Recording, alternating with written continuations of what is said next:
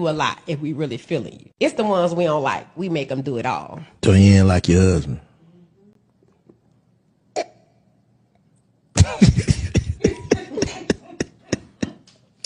I ain't trying to embarrass my husband even more on the internet, but he was a simp and I seen the opportunity and I took it. Well, I'm saying what his qualities was. I mean, for one, he accepted the fact that I have 3 kids. Damn! Man, this is some bullshit. So you got 3 kids too? I have 3 children. I'm telling you. Them gal are wicked, them wicked, them wicked. Them gal are wicked, them wicked, them wicked. They know what men to put in the friend zone and they know what men they can roam around with in their 20s. You hear what she said? It's the guy that we don't like. We make him do everything because those men that they don't like, they know they're going to be there to save the day. Those pushovers. And this is why when Kevin Samuels was encouraging women to be better for men, if you want a good man, become a good woman. And I'll see these simps talking about, oh, Kevin Samuels hates black women and oh, he's so rude, he's so disrespectful. And I'm like, wait, what are you getting out of it? He is advocating for you. Come on, man, you don't know better than that as a cool person. Come on, man. Like, it would blow my mind when I see men, black men, hate on Kevin Samuels. But you see, because they're seeking that validation from black women, because they didn't get none from their mama, all they got is their mama screaming at them, their mama talking down to them, belittling them, talking about, oh, you just like your daddy. And when he look at his daddy is a bum. That is why simps are here and simps are creating, constantly seeking validation from black women. It's crazy. It's crazy. But a lot of simps are around. Simp. Modern woman wouldn't be so entitled if it wasn't for the simp. I said what I said. Fail to realize is that when he left you, he left the favor. This is why his life is falling apart. Okay? This is why he got to sleep with women to have somewhere to stay. It wasn't that you picked the wrong man. What happened was when he mistreated you and he abandoned you and tried to break you, he left his favor. What? Remember, when he was with you, he was doing good.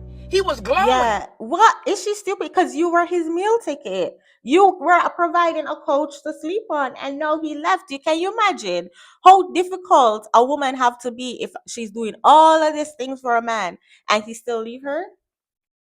Where are her common sense? Why is this difficult for her to comprehend? He was prospering, right? But when he left you and hurt you, he got to deal with that judgment. That's why you don't let him spin the block. Because all the bad and warfare he going through, you about to catch it. Okay? You about to go through it. You stay at peace. He thought that when he left you with that baby, you wasn't going to do any better than him. But look at you prospering. Look at you stable. And look at him. That's what I'm saying. The Bible says, he who finds a wife finds a good thing and obtains favor from the Lord. When he left you, he left his favor. See, he thought that he was the prize. He thought he was the best thing that ever happened to you. But the reality is this. You carry the favor. You birth legacy. God uses your womb. So be careful not to mismanage your womb. The best revenge is somebody seeing that your life got better after they left. After they slandered you, after they abandoned you, after they picked somebody else over you. The best revenge, come on now, is them seeing that they didn't stop nothing. That you prospering and you doing better without them. It's going to eat them up.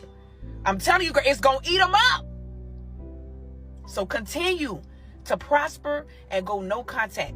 Good things are going to happen to you when you resist the devil. Good things are going to happen to you when you don't allow the enemy to come into your life. You have no choice but to prosper when he leaves. I love y'all. What? That don't make no sense. But she would have already given him her womb. She would have already given him the most valuable thing you can give a man. So there's no way winning over your baby daddy. And that is a hard pill that they can't swallow. Kevin Samuels would always say, you cannot do more than your baby daddy. Whatever level your baby daddy is at, that's the level or below. That's the level you're stuck at, or you go below. That's why when Shensi are talking about, oh, McGee, a hit and run, how a baby mama is giving a hit and run. Got it! You already a baby mama, your womb already used. This is not a flex. Flexing on your deadbeat baby daddy is crazy to me. Okay, he's still a deadbeat. He's still sleeping on other women's couch. The joke is on you because you gave a deadbeat your womb. The ghetto. But these women, they need that is that narcissistic tendency where they have to praise themselves even in their toxicity. Even when they should be embarrassed, they are praising themselves, because this should be embarrassing. It should be embarrassing to look at your baby daddy who is a bum sleeping on somebody else's couch and say, dang, yeah, that's my baby daddy. Because no, any other man who is going to come pick you up and he go look at your baby daddy and he gonna say, dang, this is who she gave her womb to. Like, dang, ma'am, where is your dignity? Where is your self-respect? But they don't think about it like that because they're too narcissistic. Yeah. Who do you think you are, asking me to move out of my parents' house to live with you after we got married? I did not want to move in with my husband when we first got married. I know it sounds crazy, but obviously I had never been married before, and it's common sense that when you get married, you move in with the person because you guys are married, right? Well, at that time, I was living at my mom's, and I had it made there. And I loved living with my mom. Like, literally, I loved it. So I didn't want to move out. So we ended up getting married, and I still stayed with my mom for about 2 weeks. And I didn't think anything of it. And 2 weeks after we're married, my husband comes to me and he's like, hey, like, you know, we're married now. Like, we should be living together. And I was like, oh. I was like, I thought you were okay with me staying here until we got a new apartment or a new house together. What? Wait, first of all, where was her dad in all of this? Like, her husband clearly a simp, because what? Stop it. Get some help. And he was like, no, that's not really how it works. And I was like, I kind of was like upset about it. So I called my mom because my mom was out of town, and I told her, I was like, Mom, my husband wants me to move in with him. And she was like, well, yeah. She was like, you're married. And I was like, okay. So then I was like, whatever. That next weekend, his parents came to help me and him move out because my parents were out of town again.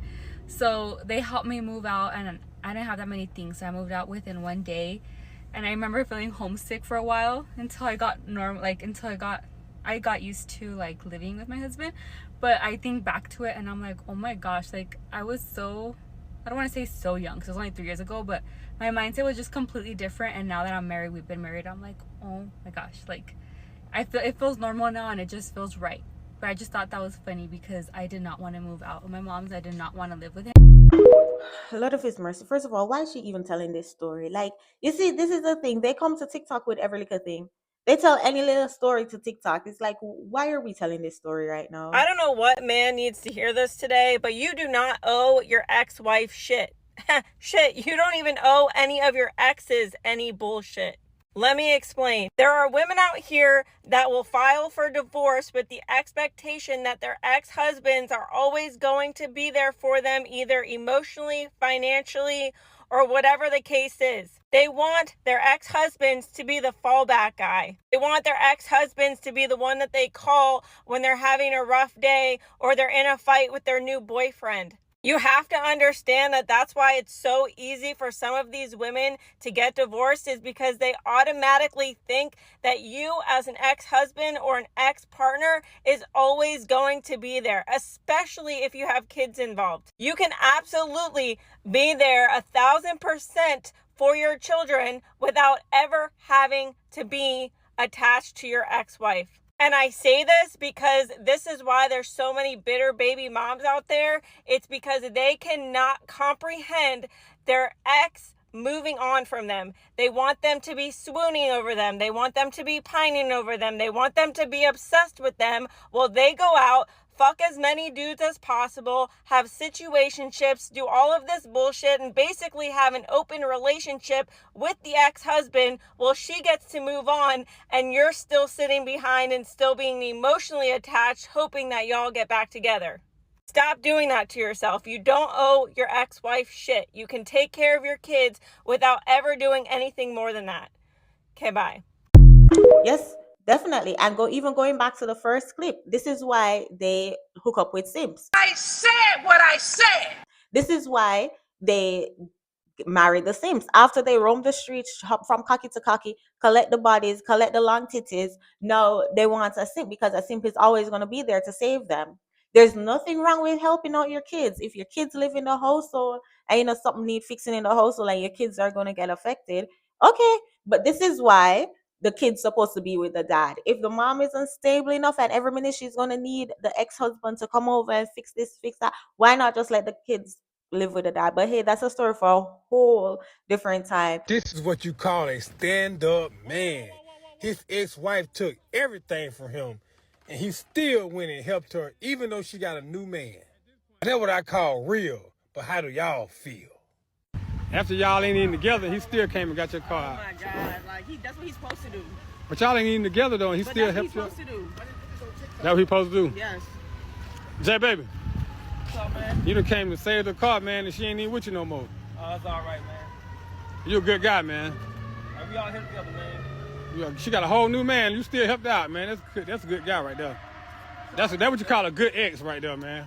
Yep. Really came and helped her out, man. She took all your stuff.